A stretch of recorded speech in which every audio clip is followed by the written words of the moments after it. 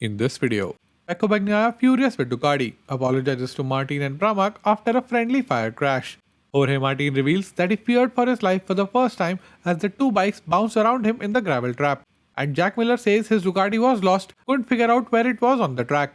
My name is Sankalp and this is your Racing News Fix. Things couldn't have gone much worse for the Ducati factory team at the season opener race at Qatar, with Jack Miller retiring early due to an electronic malfunction and Pecco BAGNAIA taking himself and Jorge Martin out at around half race distance. After the race, Pecco BAGNAIA spoke about his frustrations of being treated like a test rider, which ultimately meant that he did not have the setup dialed in on his race bike and he didn't have a good race rhythm.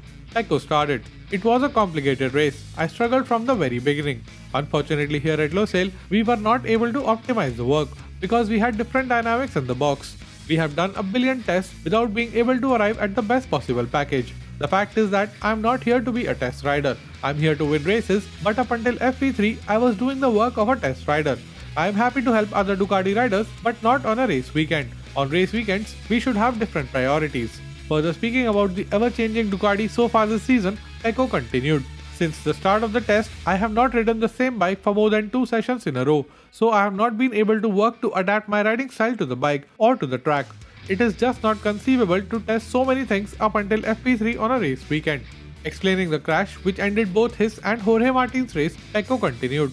It was a strange crash. Martin was 3 or 4 tenths slower than me, but I was struggling to overtake him on the straights. Obviously, I apologize to Ducati for what happened, also to Pramac and Martin. Although we crashed, it certainly was not a crazy move. The fact is that I braked only slightly harder and lost the front. It was not a headless maneuver. It was just an overtaking move that didn't end successfully. We need to understand the reasons for this even better. But in these situations, you have to apologize and then look ahead to the next race.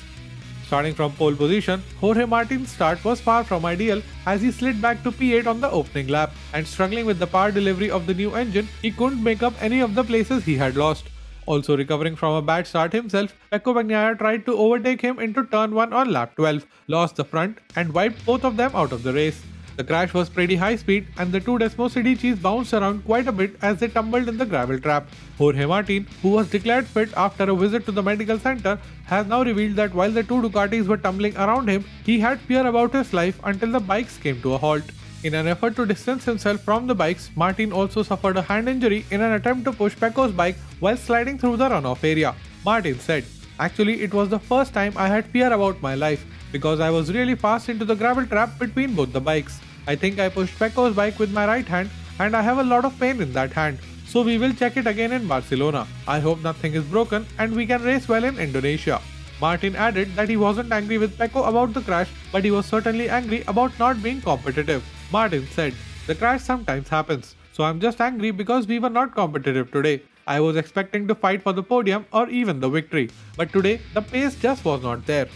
And Jack Miller came back to Qatar to replace the memories of 2 P9 finishes from last year and started well by qualifying in P4, but due to an electronics malfunction on his Desmosidici, had a poor start and ended the race in the pit lane after only 6 laps. Explaining the issues, Miller started. "From the get-go, the bike was not fantastic. There was something missing in the electronics. The bike was quite lost, let's say. It's like it didn't know where we were on the track.